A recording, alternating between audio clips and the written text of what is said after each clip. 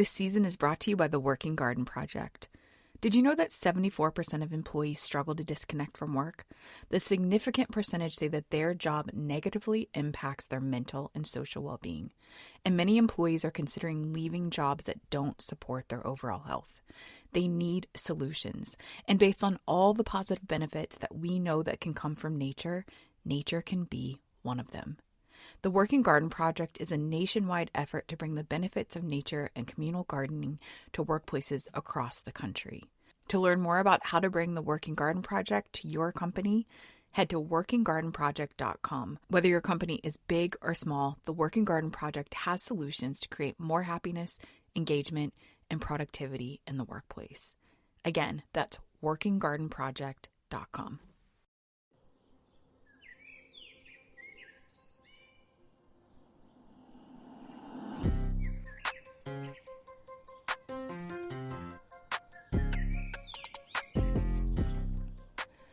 Hello, I'm Jessica Mernan, and this is Inside and Outside, a nature and pop culture podcast. I'm a horticultural therapy practitioner, and I'm obsessed with both nature and pop culture. So I bring some nature news, that's the outside part, and then my guests bring something pop culture related they're obsessed with. That's the inside part. Today, my guest is my pal, Serena Wolf. She's a private chef, culinary instructor, and the author of so many cookbooks, The Do Diet, Dinnertime, and her upcoming cookbook called You Do You. She's been on The Today Show, Good Morning America, millions of different magazines. In this episode, we talk about the largest animal crossing ever being built in California, and then a conversation about the return of skinny jeans, which turns into a conversation around personal identity, which turns into a conversation about how we design ourselves for the internet and not ourselves. You can find everything we discuss in the show notes at basketgardens.com. And if you've been thinking about learning to grow, cut flowers, veggies, or herbs, or start a garden for yourself with plants from the nursery, you do not have to grow plants yourselves to have a garden. Now is the time to get started. One of my most favorite things in life is teaching people how to connect with nature and find all the benefits from it, because there are just so many. You can find more information about this and all the benefits that come from it at basketgardens.com. If you want to learn how we can work together, you can always email me too at hello@basketgardens.com. All right, here's my conversation with Serena.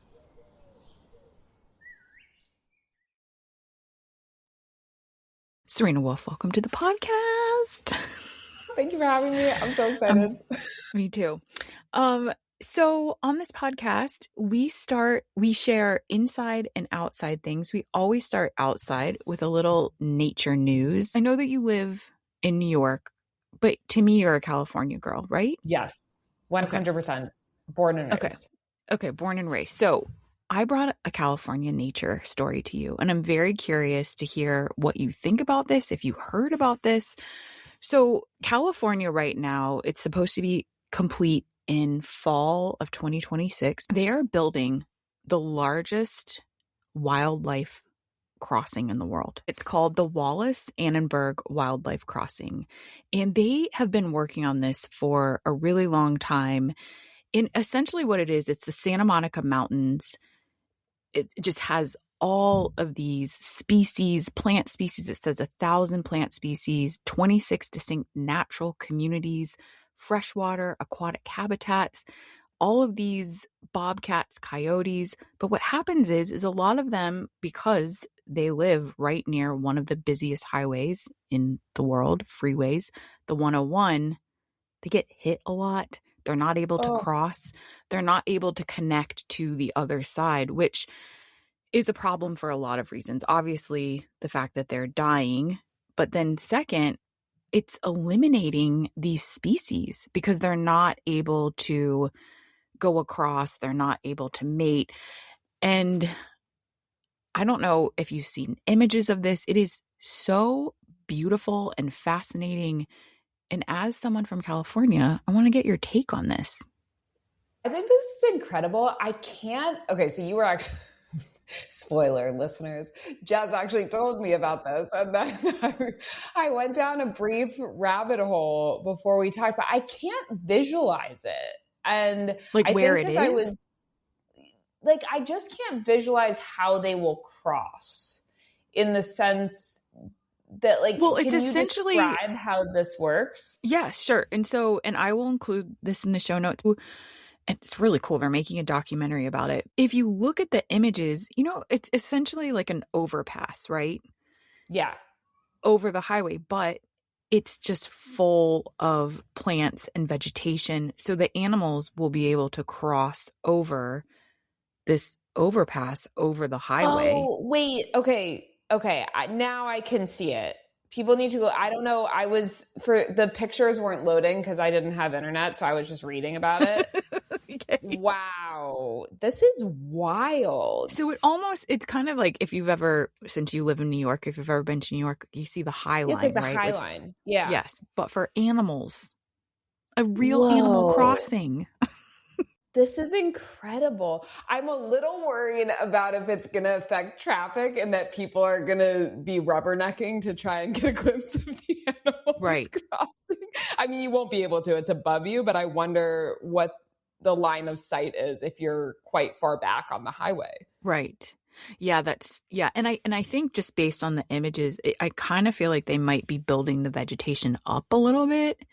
So I don't know if you'd be able to spot a bobcat. And I'm also thinking a lot of these things might travel in the night too. 100%. So then you just see like the yellow eyes. Yes. I feel like will they start offering helicopter rides so that you can see this from above? Wow. I mean, it's so cool. I also worry about fires, but that's just the pessimist in me.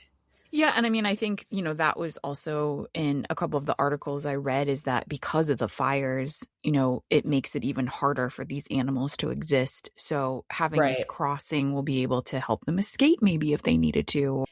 I think what's really cool about the website for this crossing too is there's an FAQ section and there's probably like 300 questions. And it's, questions from everything from like, why are we trying to save these things? Or like, why aren't we putting resources towards other things? Or, is this going to increase these animals and then they're going to become out of control? Or how will these animals even find the crossing? And they address every single one of them. So I think on last week's episode, we talked about how they're really investigating and just trying to discover and preserve species of butterflies, because with species of butterflies, it's like, if you see butterflies, we know that our ecosystem is working.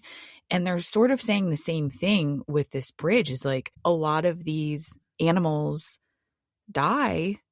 We're not going to be able to preserve the ecosystem in the same way. So all of these animals play a role in here. And, I don't know.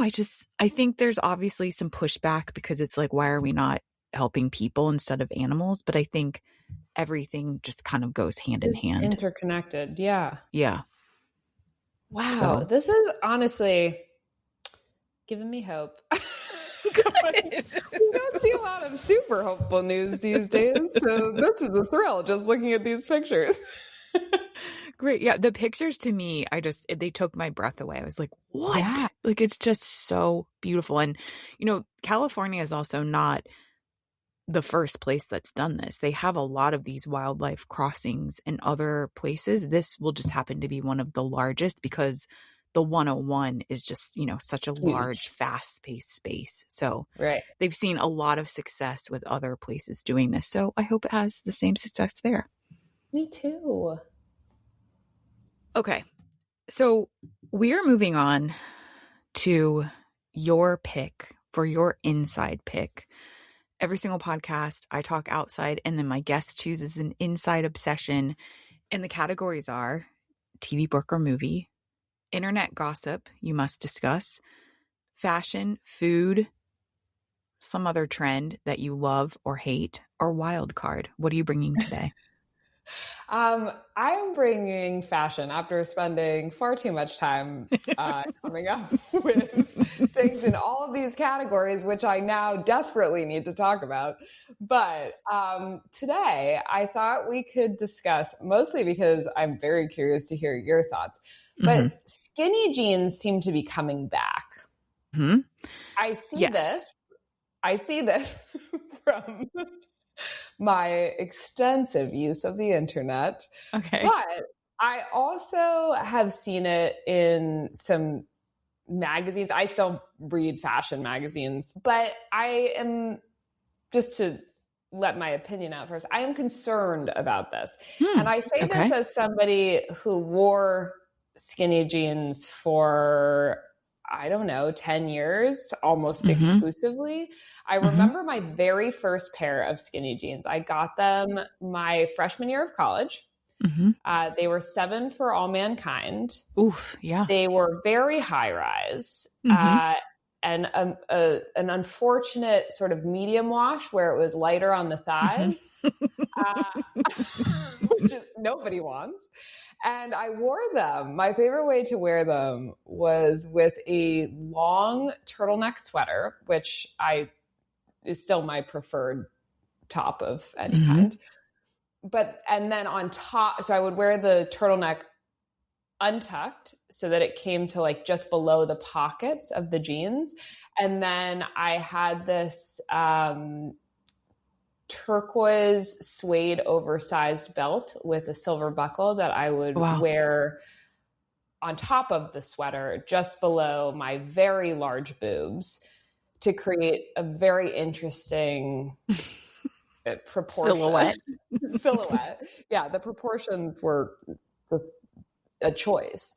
Okay. And I continued to wear skinny jeans, which seemed to get tighter and stretchier over the course of their lifespan. So yeah, I feel like my first pair of skinny jeans was a bit more structured in a way that I appreciate. But then the skinny jeans just got tighter and stretchier. And then we stopped kind of having pockets in them, because what were you really going to put in a skinny jean pocket? I mean, they basically turned into leggings. Yes, they basically turned into leggings. Yes. Although I did also wear leggings, are also seeming to make a comeback as not athleisure, as part of your outfit. And I distinctly remember my freshman year of college wearing whatever the brand of leggings is that ballerinas wear. I don't know, but they were athletic leggings that I would wear with knee-high boots. Ooh, was it that brand called like Dance Skin or? I think so. In hindsight, I thought I looked great, and that is all that matters. I really think if I could get back to the confidence that I had from 2006 to 2009, everything would be easier. But I stopped wearing skinny jeans probably 2019, maybe, when we started to get different silhouettes back in the mix. And I do a big closet purge every year. And I was hanging on to some skinny jeans until like 2023, maybe 24. But I put them on and I started cackling, first of all, visual, because it's just, once you haven't been in skinny jeans for a while, it's like, what was I thinking here? And it's also so uncomfortable. And I think what has happened with the fashion trending towards looser clothing, which I truly love. I know a lot of people hate this oversized, baggy look. I am very into it. But I just could not stand the feeling of the jeans being so tight on my skin. And then I sat down and I was like, is this how I was sitting, squishing my organs for years and years? Are my insides all right?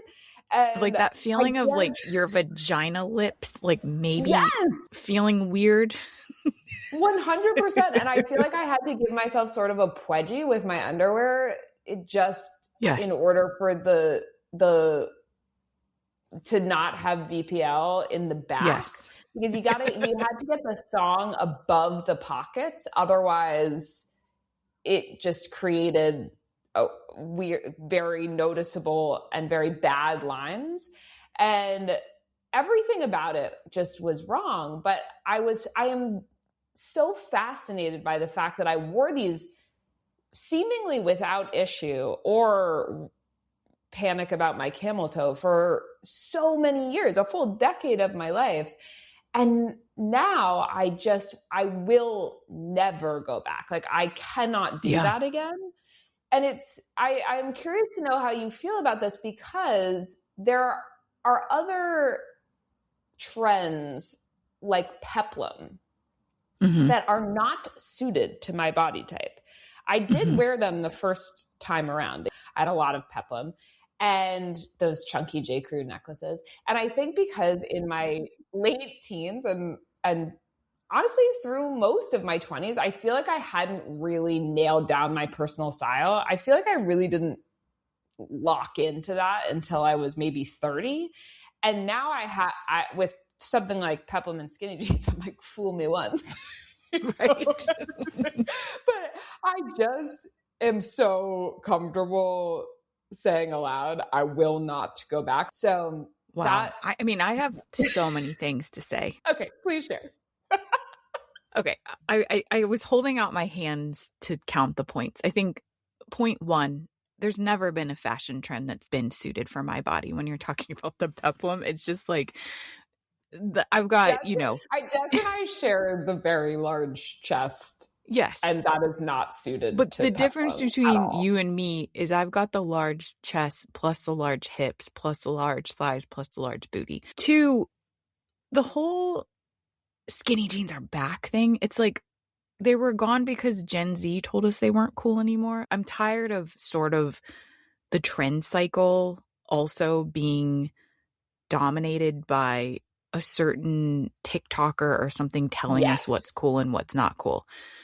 3rd, when you mentioned skinny jeans, in my mind, I had an idea of what skinny jeans used to look like. And then I Googled skinny jeans again just to check in. I'm like, oh shit, like these are way skinnier than I even remember. Like literally it looks like painted on. I was kind of just thinking of like a very tight, but not like painted. And then the 4th thing, the biggest thing that comes to mind, the rise and just everyone on a GLP-1 and everyone getting thin. I'd have to think those things go hand in hand. I think when I look back at early 2000s skinny jean wearers, did you ever watch The OC? Yes, I watched everything. I think of Misha Barton, and she was very, very skinny. And I also desperately wanted that sort of like flat chested, hip bone showing body type. Sadly, I think all millennial women did at that time.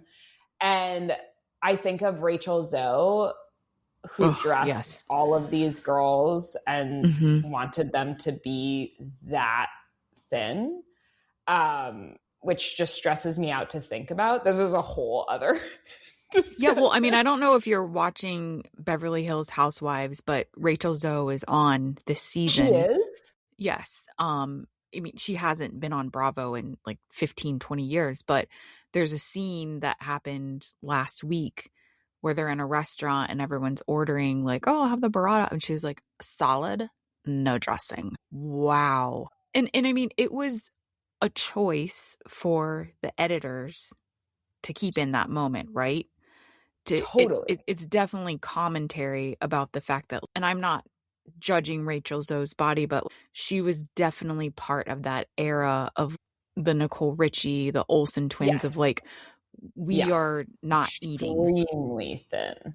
Yeah. And like them even saying like, we have cigarettes and, you know, salads with no dressing, or like dip your fork into the dressing. And so it was like a really interesting moment for them to show that, because I think, let's go back like even 3 to 5 years when body positivity was like actually a thing. They probably wouldn't have shown that. But I think with the rise of GLP-1s and everyone getting so small, it made so much sense for her to say solid, no dressing. And then the rise of the skinny jeans again. It's like everything is making sense.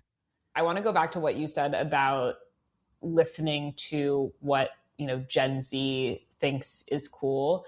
And I sometimes do shopping requests on Instagram where people can send me things they're shopping for, events or something they're looking for. And then I try to find something, and it brings me great joy because I love to shop.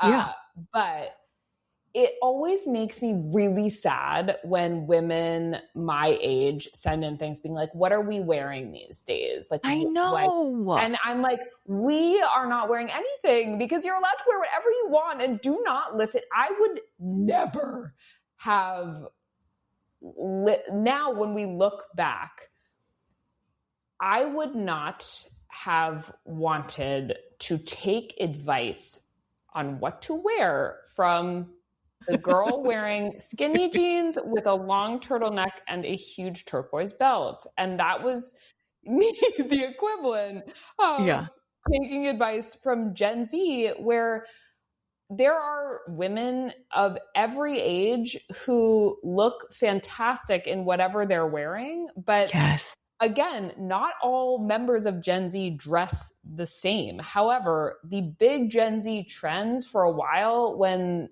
the same people saying skinny jeans are not cool were wearing the equivalent of, limited to mini dresses with dad sneakers. I was like, I don't care what you think is cool. Right. Yeah. And I think that's the thing is it's funny.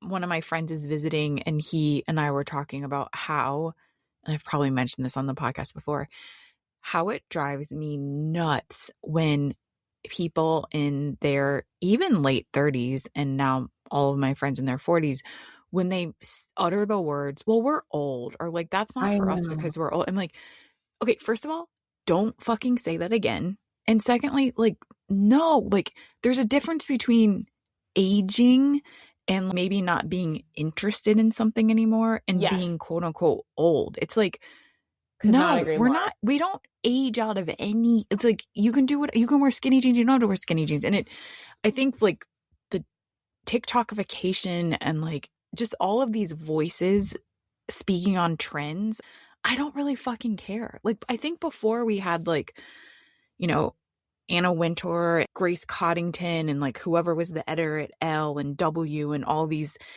and like more so the Paris Vogue editor. And so we had sort of like these higher voices that were like sort of like setting the trends. And I mean, I never even cared about trends, period.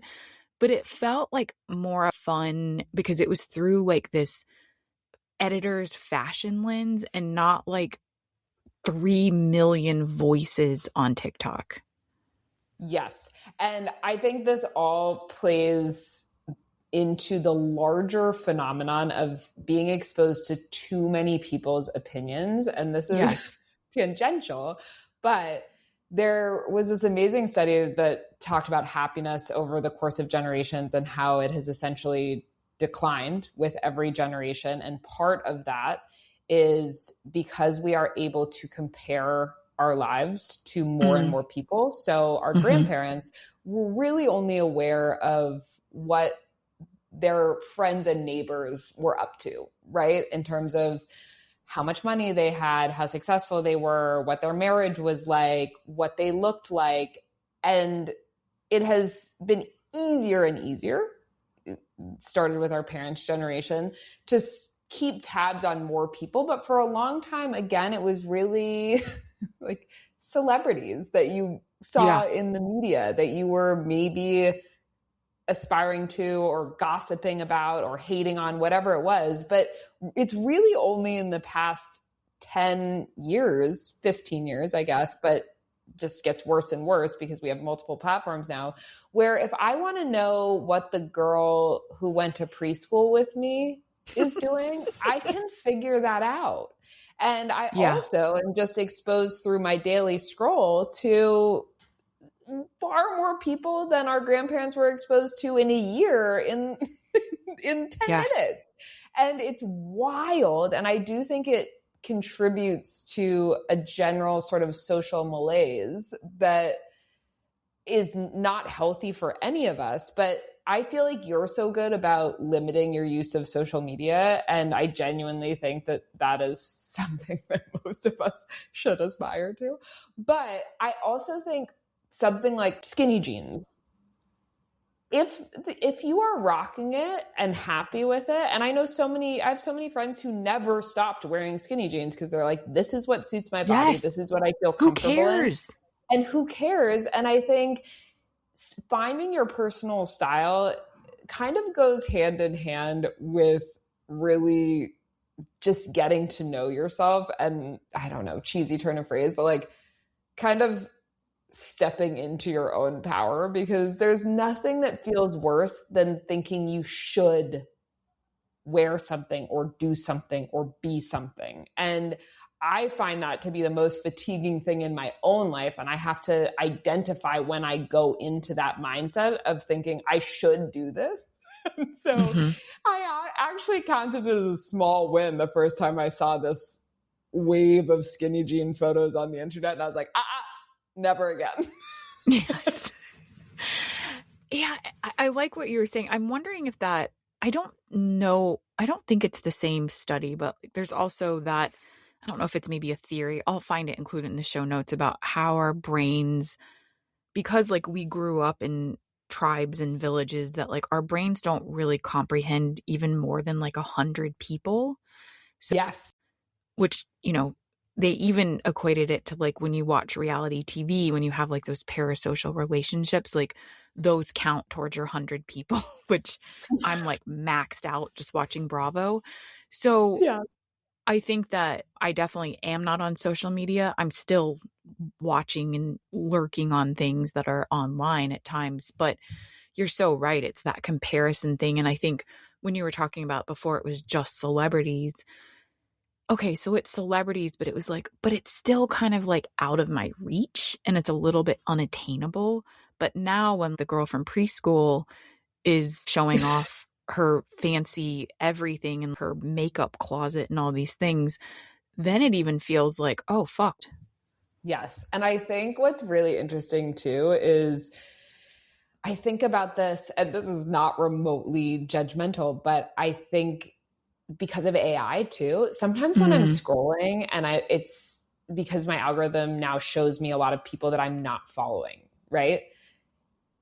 A lot of the faces kind of look the same. And I think that's going to become even more. Oh my God. There's whole YouTube videos about how every woman's face looks the same now.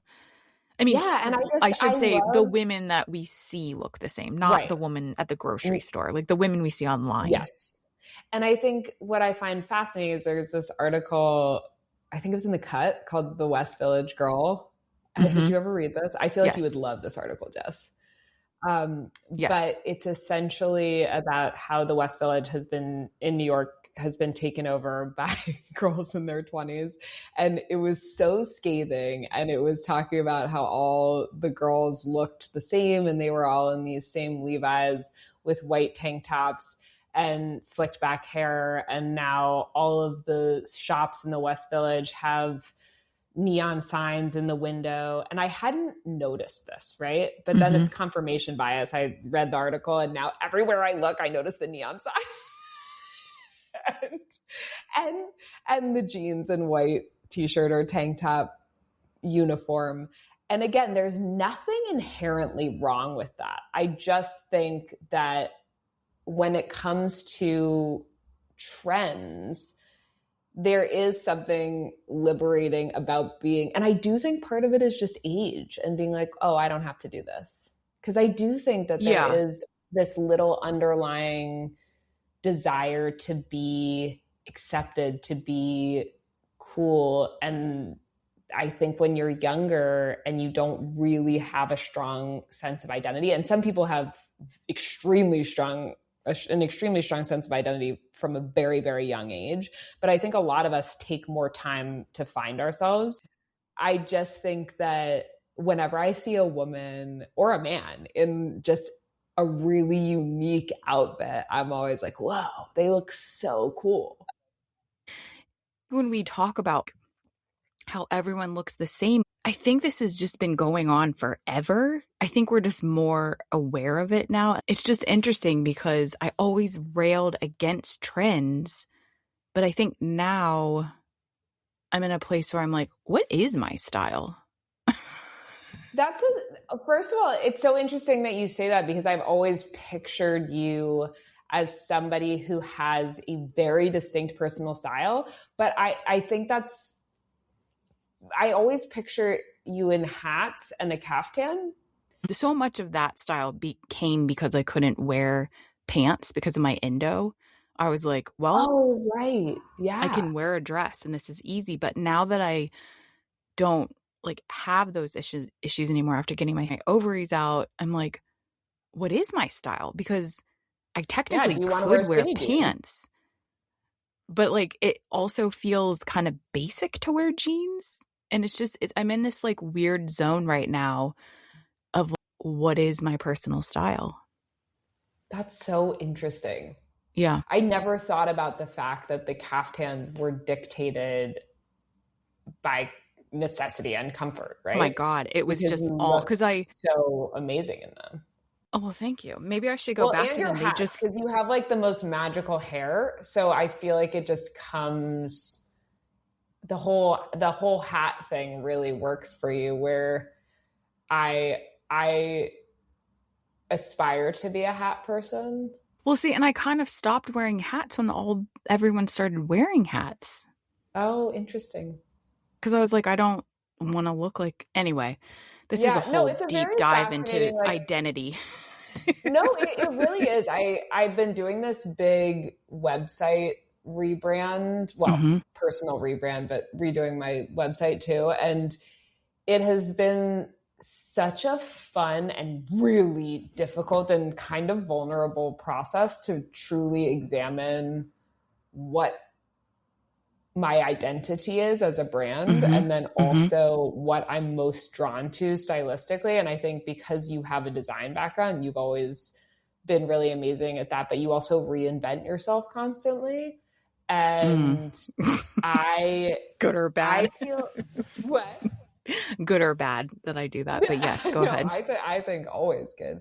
But I think that's also part of being a creative. And I feel like also as somebody who has been doing what I do in food and lifestyle media for so many years too, like you kind of have to keep reinventing yourself, but there's always a through line, right? That is at the core of who you Don't are. you? Here's the thing with the rebrand that you're doing in the Yeah. identity. And this is something that I struggled with when I launched Basker and the Working Garden Project is there's this fine line of your identity and what you want your style to be and what will be sort of accepted more mainstream. And I don't even mean like accepted, but more people are receptive I to get it. that. Like Yeah. if I would actually have my dream website, it would be so weird and dark looking that people would be like, I don't want to learn anything from this person. So I have to, like, even with like one part plant and my cooking stuff, it was always way more poppy and cute than I ever wanted it to be. But Yeah. that also felt approachable to more people. And I think when you've been on the internet for so long and you have really created this really personal brand that people love because of you, it's like what is the extension of that design wise? Yeah. And have you been designing for the internet or have you been designing for yourself? See, that's truly this is a conversation that I've been having with my designer. And I think for a long time, I definitely made choices in the way that you did, in the sense that I was like, oh, this is not more palatable, because I think that I, at my core, am a little bit like, I kind of am like a happy, soft person. So I don't think if like, I'm not, but I have a more serious side, and I do like really elevated things. And I think I try to tone that down because it feels Yes. And that's the unrelatable. thing is I know the word chic right now. People are like tired of that word, but you are one of the most chic people. And I do think that your stuff, although it is beautiful, sometimes it's a little bit more cute than chic, Yeah, like you are. I think Because that that's what people like, because we want to make sure everyone feels comfortable.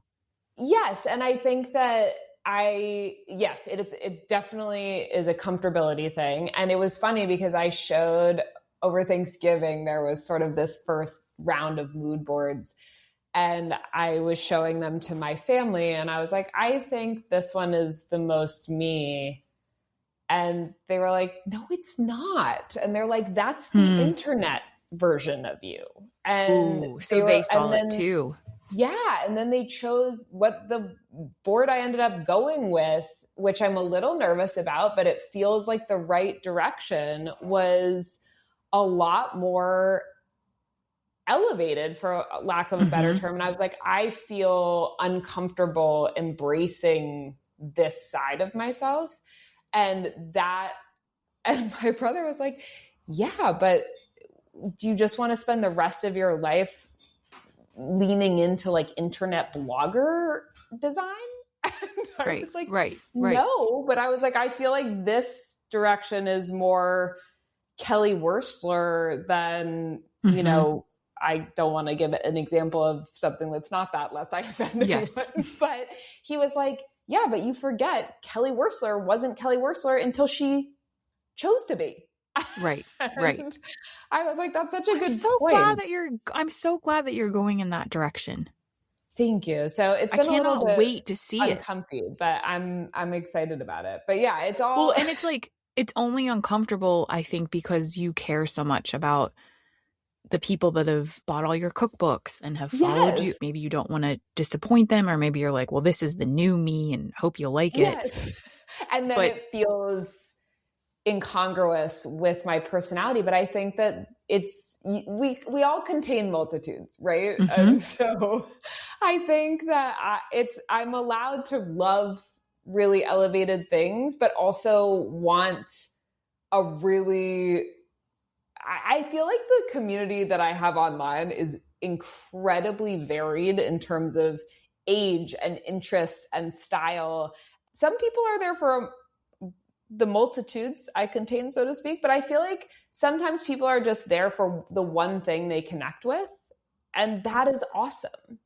And I think because, and same with you, it's like, you also contain so many multitudes. And I think that is why you have so many friends from different spheres of your life and have been able to successfully pivot just over and over and over, because you have so many interests. And then when you devote yourself to them, you attract your people. And I think it's all about, and going back to the skinny jeans, I think it is wonderful, especially in a friend group, to have, the girl who's always in skinny jeans, the girl who would never wear a pair of jeans, the girl in the vintage Levi's. Like, we need that in a friend group.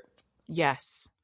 See, this is why I love this podcast. We talk about skinny jeans and it leads into a conversation about identity. Well, as I did promise the listeners, I was going to keep these the less than an hour. But before we go, you have a new book coming out. I do. And publishers make you talk about pre-orders way earlier than maybe you even should. But so we need to talk about it. Before you go, tell us about your new book, when it's coming out, because I know everyone has been waiting for your new cookbook. Oh, thank you. I'm so excited about it. And it's something that more so than anything else I've ever done, it just makes me so excited to geek out over. But it is called, which is very apt for the discussion that we just had, You Do You. Oh my gosh, I didn't even realize that is so perfect. Because You Do You, 100 plus endlessly adaptable recipes to boost your culinary confidence. I'm so sorry if a siren is blaring in the background. You're in New York. It's fine. I'm in New York. And this book is a collection of recipes that are delicious as written, but specifically designed to be flexible and incorporate foundational techniques so that people can adapt these recipes based on their personal preferences, dietary restrictions, what's in their fridge and pantry. But because these foundational techniques, like how to make an omelet or shave Brussels sprouts or reverse sear a steak or cook fish in parchment, hopefully when they read the recipes, they're like, oh, well, now I know how to cook fish in parchment or make a perfect frittata or spatchcock a chicken or a turkey or a duck, like whatever it is. And then when they go to make a meal, those are the things that jump into their heads. Mm-hmm. This book was inspired by teaching my virtual cooking classes, which I started teaching in the spring of 2020, and I thought would last a hot second. It is 6 years later, and I am still teaching them every single week. And I think what I have loved most about these classes outside of the community it's created is that it has taught me to be a teacher in a very real way, but also it's taught me what home cooks struggle with the most. Mm-hmm. And what I realized very early on, if you want to make a bunch of capable adults panic in front of their peers, force people to make one substitution in a recipe. Just one. Yes. I know. I feel like cooks, like you are a trained chef and I am very clearly a home cook. And I think you forget what it's like to feel paralyzed by it's like me handing you Photoshop and saying, maybe you know how to use Photoshop, but me handing you something and be like, go make something. And you're like, wait, what? Like you were a trained chef. And I think sometimes chefs forget how scary it is for people to cook. Exactly. And I think that what is sort of my superpower is the fact that I went to culinary school not knowing how to cook. Whereas a lot of people go to culinary school after being being a very good home cook and realizing it was their passion, or a lot of people actually work in restaurants and then go to culinary school so that they can progress more quickly. So having been completely green when I arrived at Cordon Bleu, I had no bad habits to break. So I feel like I really absorbed all of that knowledge like a sponge, but I also really paid attention to when instructors explain things particularly well, and when I felt like I truly understood the why behind a technique. For example, you often see like slice the steak against the grain, and people don't really know what the grain is or why they're slicing against it. And they're kind of, a lot of people are too embarrassed to be like, I don't know what the grain is. So they just never ask and are always guessing. And I think what I did with my cooking classes was create a safe space for people to ask their quote unquote stupid cooking questions. There is no such thing because we don't know what we don't know. But I wrote this book in that spirit, wanting to make it feel like a fun, safe space. Now, lest I am turning off any experienced home cooks, I really do think this is a very creative collection of recipes as well, where they're just delicious as written, and they're not necessarily quick and easy recipes. And I think that a lot of books these days market themselves as quick and easy. I somehow ended up in the quick and easy section on Amazon, which was, that's not the author's choice. It's what Amazon deems your book. And I'm a little stressed out that I'm going to get 1-star reviews being like, this is not quick and easy. Oh my gosh. When One Part Plant came out, they put me in diet books, and I quite literally freaked out because I'm like, I don't want people to think I'm suggesting you need to be on a diet. I know. It's the worst. Any listeners, please know that it is the wildest thing that authors do not get to choose their Amazon categories. They are truly just randomly assigned by Amazon based on your synopsis, which is incredibly frustrating.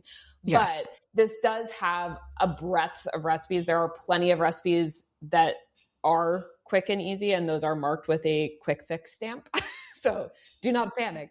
But the working title at one point was Something for Everyone, because the joy of this book is that every single recipe has a you do you section underneath it, where there's just a long list of substitutions and or ways to recreate or reinvent the recipes. Just so many ways to think about these recipes as roadmaps. And my hope is that when people read enough of the you do you sections, they'll start to identify patterns and understand why ingredients are being used. And I really think what makes someone a good cook is confidence. And the only way that you can gain confidence is through sort of shameless experimentation. But I get why people don't do that experimentation, because what if they put in all this time and energy and money into a recipe and they have altered it for the worse, right? It's like gardening. It's like, it is. I think so many people are so scared to start because they're going to mess it up and invest time and energy. But just like cooking and gardening, it's like, it's the mess ups is where you like learn to be better at it. I did this research project for Nike, and there was like this weird distinction between people that allow themselves to call themselves runners and people that just casually run don't allow themselves to call themselves runners. They only allow themselves to say they're a runner if they're like running in a group or they're running a race or they're training for a marathon. And I think it's the same thing with calling yourself a cook or a gardener. It's like, well, I can't do that because it's like, if you're making a meal, you're a cook, you know? And I think we just need to be confident with that. Yes. I love that. Well, thank you so much, Serena. I will include all the places that people can pre-order your book in the show notes, or you can go to your Instagram or all the places online. It's called You Do You. Grateful. And it's boring to say, but pre-orders do matter for authors. Literally, I did an in-depth, in case anybody's listening to this, and I won't bore people with the details, but if they're like, I really do want to know why authors, especially cookbook authors, are always hammering us about the pre-orders. If you go to the BTS cookbook highlight on my Instagram, where I pull back the curtain on everything from how an advance works to behind the scenes of a photo shoot to recipe testing, I also break down what pre-orders actually do for a book's success. And it is nearly impossible for a book to be a mainstream success if the author is not able to generate a substantial amount of pre-orders. Well, thank you so much. It was so great talking to you, and I miss you, and I hope to see you soon. That's today's show. If you like this episode or any of the Inside and Outside episodes, please leave a review. You might not think it helps, but it really does. It helps you get into the little algorithm better, and also lets advertisers know that you enjoy this show. All right. On Apple, here's how you do it. Go to the homepage, scroll all the way down to the end of the episodes, and you'll see something that says rating and reviews. Hit that 5 stars, write something. Just say love it if you want to. On Spotify, go to the homepage of the show. You'll see a little tiny gear icon. It'll have a drop down that says rate this show, leave 5 stars. There you can't even write anything. And that's it. I really appreciate it. Thanks so much for listening to the show, and I'll talk to you next week.